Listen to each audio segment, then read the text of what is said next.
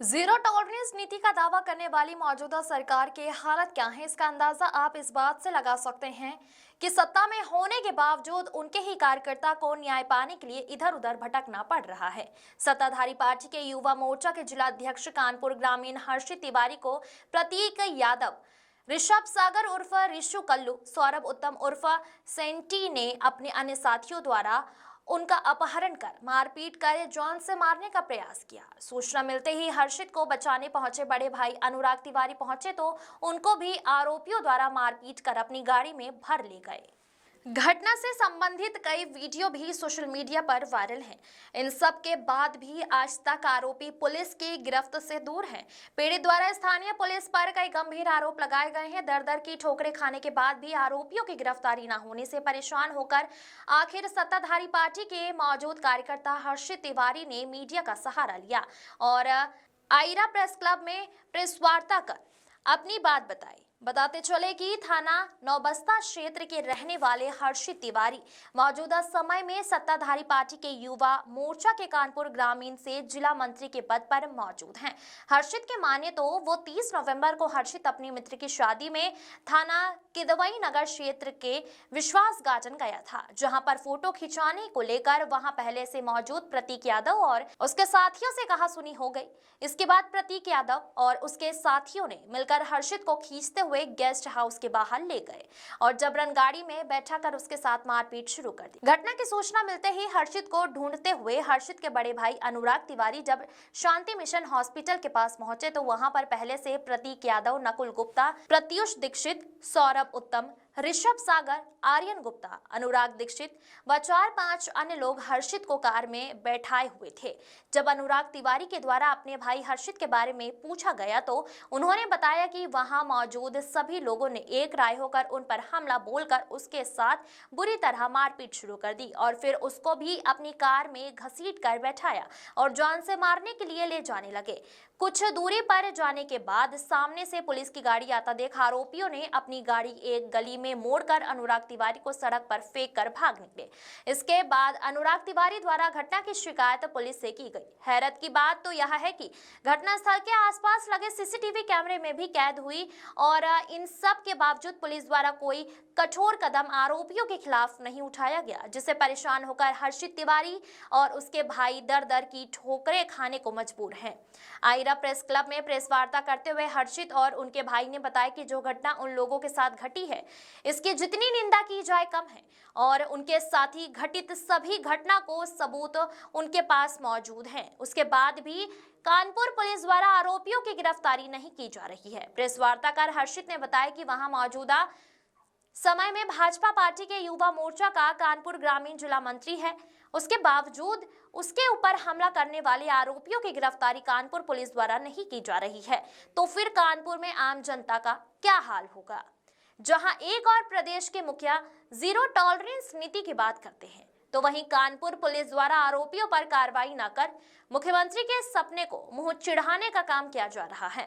हर्षित तिवारी ने बताया कि अगर कानपुर पुलिस द्वारा आरोपियों की गिरफ्तारी नहीं की गई तो बहुत जल्द ही वह अपने पदाधिकारी समेत मुख्यमंत्री के दर पर जाकर न्याय की गुहार लगा सकते हैं।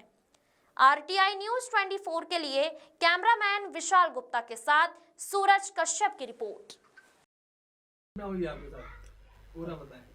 हम बीते पिछले 30 तारीख को एक शादी समारोह में गए थे। किदवई नगर थाना क्षेत्र में बना हुआ है विश्वास गार्डन। वहाँ पे हमारा मित्र अनमय गुप्ता की शादी थी, जिसमें हम शामिल होने गए थे वहाँ पे।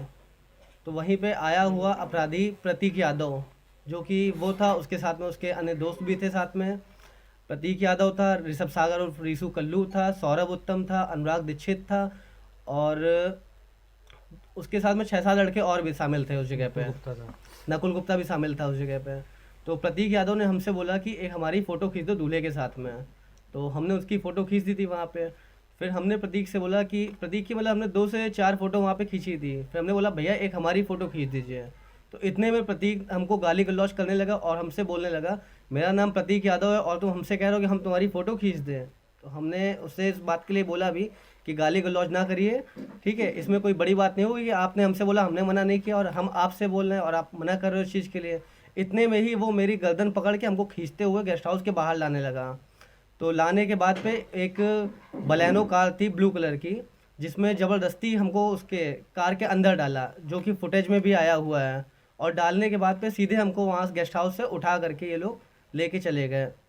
और रास्ते में ये लोग यही बोल रहे थे, एक काम करते हैं, सतबरी के जंगल लेके चलते हैं इसको, वहाँ पे आज इसका खेल ही ख़त्म कर देंगे। ये हमको मतलब प्रतीक यादव को नहीं पहचान रहा है। और उसके बाद रास्ते भर हमको मारते पीटते रहे। फिर हमारे ऊपर मतलब कि चढ़ करके वो छोटू गुप्ता नाम का एक व्यक्ति था, वो हमारी दोनों आंखों पे अपने अंगूठे से कस के दबा रहा था। और सब मतलब गाड़ी के अंदर यही बात हो रही थी कि इसकी आंखें फोड़ दो। तो मतलब जिससे हमारे यहाँ निशान भी बने हुए हैं, आंखें मतलब काफ़ी ज़्यादा हमारी सूज भी गई थी उस समय पे। पूरी ताकत से ये लोग मतलब मेरी आंखें फोड़ रहे थे, तो हमने आंखों को बचाने का प्रयास किया। तो हम मतलब ऐसे बार बार कर रहे थे, तो हमारी उंगलियों में भी काटा और हमारे मतलब पूरे शोल्डर पे दांतों से चबाया, जिसकी फ़ोटो भी है हमारे पास में। और जिससे कि हमारा पूरा मांस भी निकल आया। पैरों में हमारे चबाया। उनकी गाड़ी पे 2 असलहे थे, उनके पास में 2 कट्टे थे, जिससे लगातार मेरे सर पे वार करते जा रहे थे वो। और फिर उसके बाद पे गेस्ट हाउस से किसी तरीके से भैया को फ़ोन हो गया था, ये हमारे सगे बड़े भैया हैं। हमको हमको करीबन वही 1 से 1:30 बजे के आसपास हम सो रहे थे, तो हमारे पास में इनका एक मित्र है, आयुष शर्मा नाम है उसका फ़ोन आता है कि भैया हर्षित को प्रतीक यादव उसके कुछ लोग उठा के ले गए हैं। तो हमने कहा कहाँ से ले गए? तो कहते भैया शादी में आए थे, यहीं से ले गए हैं। तुरंत हमने गाड़ी उठा करके 112 को फ़ोन किया और हमने गेस्ट हाउस के लिए हम चल दिए। 112 के साथ हम जब गेस्ट हाउस पहुँचे हैं, हमने वहाँ पहुँचते ही पूछा हर्षित कहाँ है, हर्षित कहाँ? पता चला प्रतीक उठा के ले गए हैं। हमने वहाँ लोगों से जानकारी करने की कोशिश करी कि कहाँ ले गए होंगे। प्रतीक यादव को खाड़ेपुर में प्रतीक यादव अपने घर में एक ओयो होटल चलाता है, MS गैलेक्सी होटल का नाम है। मालूम ये चला कि इसको उठा के हो सकता है कि वहाँ पे ले गए होंगे। हम तुरंत ही हमने 112 को सूचना दी कि प्रतीक यादव हो सकता है खाड़ेपुर पे ले गया होगा इसको उठा के। हम तुरंत खाड़ेपुर पहुँचे। खाड़ेपुर पहुँचने के पहले रास्ते में ही हमने वहाँ चौकी इंचार्ज हैं छत्रपाल जी, हमने उनको कांटेक्ट करने की कोशिश किया कि उनको बताया, तो वो तो खैर हम तो छुट्टी पे थे या जो भी था। उनके हमराही जी ने फ़ोन उठाया, वो भी मौके पे आए खाड़ेपुर, 112 भी मौके पे खाड़ेपुर आई। हम लोग प्रतीक के घर गए, वहाँ पर देखा कि लाइट ऑफ थी, तो दिखाई गाड़ी वाली भी दिखाई नहीं दी। ये हुआ कि यहाँ नहीं है। हम बराबर उस बीच हम इनको फ़ोन कर रहे थे हर्षित को कि एक बार फ़ोन उठा ले, मगर इनका फ़ोन उठ नहीं पा रहा था। फ़ोन बराबर मिलाने से एक बार इनका फ़ोन उठाया कुछ सेकंड के लिए, बस हमको इतनी आवाज़ आई कि ये शांति मिशन के पास हमको लेके आए हुए हैं। तो हमने 112 को बोला कि तुरंत शांति मिशन चलिए हमारे साथ में, ये हमें लगता है वहाँ पे ये लोग मौके पे हैं। तुरंत हम लोग शांति मिशन पहुँचने के लिए निकल गए खाड़ेपुर से। हम आगे आगे थे अपनी मोटरसाइकिल से, 112 वाले पीछे पीछे अपनी वही कार से थे। हम पहुँचे शांति मिशन हॉस्पिटल के पास में। तब तक हमारे साथ में इनका एक दोस्त था कवनेश, जो गेस्ट हाउस से मेरे साथ में आया है। आयुष भी मेरे साथ में आया था गेस्ट हाउस से, कवनेश भी साथ में आया था। तब तक कवनेश ने कहा देखिए वो सामने गाड़ी खड़ी है, 4 गाड़ी खड़ी थी वहाँ पे, 3 कारें तुमको दिखाई दे रही थी वहाँ पे, उसमें करीबन 10-12 लोग खड़े थे। ये हुआ कि सामने खड़े हैं। जैसे हम पुलिया के पास में पहुँचे, राहुल पेट्रोल पंप पड़ता है, उस पुलिया है, पुलिया पर जैसे ही हम वहाँ पहुँचे तो देखा प्रतीक यादव उसके साथ में 12-15 लोग खड़े थे। हमने पूछा, हमने कहा हर्षित कहाँ है, हर्षित कहाँ है? तब तक प्रतीक ने कहा हाँ तो चलो, तो बच गया है, इसको चलो मारते हैं। हमको इतना वहाँ बेरहमी से मारा, गिरा गिरा के मारा, हमको भी मारा, मेरे साथ जो कवनेश सिंह था उसको भी मारा। कवनेश के इतना मारा तो उसके कान से खून निकल आया। हमको इतना मारा, मारने के बाद में भी इनका मन नहीं भरा। तुरंत कहने लगे इसको उठा कर ले चलो यहाँ से। तुरंत ज़बरदस्ती हमें गाड़ी में भर के हमको ले जाने लगे। ये हमको ले जा रहे थे, ये रास्ते में आपस में बात कर रहे थे, जबकि ले जा रहे थे पूरा कहते फुटेज में है, सारी चीज़ें हैं, उसके बावजूद जो है कोई कार्रवाई नहीं हुई है। पुलिस ने अब तक क्या कार्रवाई? पुलिस ने कोई भी कार्रवाई नहीं की। यहाँ तक कि 25 दिन आज इस बात को हो गए हैं, कोई भी अपराधी वो किसी को गिरफ्तार भी नहीं किया है।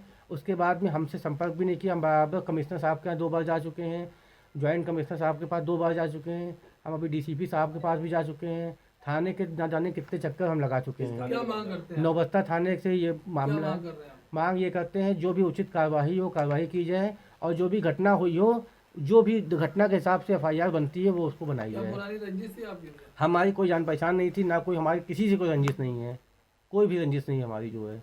अब जो प्रतीक यादव है, इनके ऊपर करीबन 1 दर्जन मुकदमे पहले से ही दर्ज हैं और अलग अलग FIR को लिखे हुए 25 दिन आज हो चुके हैं। 25 दिन होने के बावजूद किसी की कोई गिरफ्तारी नहीं हुई है। अपराधी सब लोग अपने घर पे हैं, ऐसा भी नहीं है कि अपराधी नहीं है, बाहर हो अपराधी, घर पे हैं, बराबर हम पे दबाव बना रहे हैं कि FIR वापस लेने का। पुलिस कमिश्नर में गए थे, क्या बोला उन्होंने? उन्होंने भी आश्वासन दिया कि नहीं गिरफ्तारी होगी और संगीन धाराओं में इनको मुकदमा भी जो है और विवेचना में और सब चीज़ें की जाएंगी। कार्रवाई नहीं होती, क्या अगला कदम है आपका इसमें? अगला कदम ये है कि हमारे ऊपर जानलेवा हमला हुआ है, जान से तो इन्होंने मारने की पूरी कोशिश की ही थी हमको, उसके बावजूद अपराधी खुले घूम रहे हैं, तो अपनी जान की हम वही किया कि क्या बोलते हैं, सरकार से क्या सरकार से मांग यही करना किया कि हमारी सुरक्षा की जाए, अपना कोई ऐसी घटना हमारे साथ में दोबारा ना घटित हो क्या और करते इनको हैं कार्रवाई की जाए इनके ऊपर। आप क्या करते हैं? हम हर्षित तिवारी हैं, हम युवा मोर्चा से, भाजपा में ही। भाजपा में होने के बावजूद आपकी कार्रवाई नहीं हो रही, इसको लेकर के क्या कहना चाहते हैं? बस हर जगह कहीं पे भी जा रहे हैं वहाँ पे सिर्फ आश्वासन दिया जा रहा है कि हाँ कार्रवाई होगी, पर कार्रवाई किसी भी प्रकार की नहीं हो पा रही है। अपराधी जो हैं वो खुलेआम हर जगह पे घूम रहे हैं और हम लोगों पे इतना दबाव है कि हम लोगों को आए दिन धमकियाँ आ रही हैं कि अभी एप्लीकेशन भी वापस ले लो वरना जान से तुमको मार देंगे। अपने साथ घटित हुई घटना के बारे में आपने पार्टी के किसी नेता या किसी भी पदाधिकारी को सूचित किया था? उनके द्वारा क्या आश्वासन मिला? हमने अपने जो पूर्व जिलाध्यक्ष हैं कानपुर ग्रामीण दिनेश सिंह कुशवाहा जी, उनको भी इस बात की सूचना दी थी। उन्होंने भी आश्वासन दिया था कि आपके मतलब जो FIR है वो पंजीकृत हो गई है, जल्दी गिरफ्तारी हो जाएगी उनकी।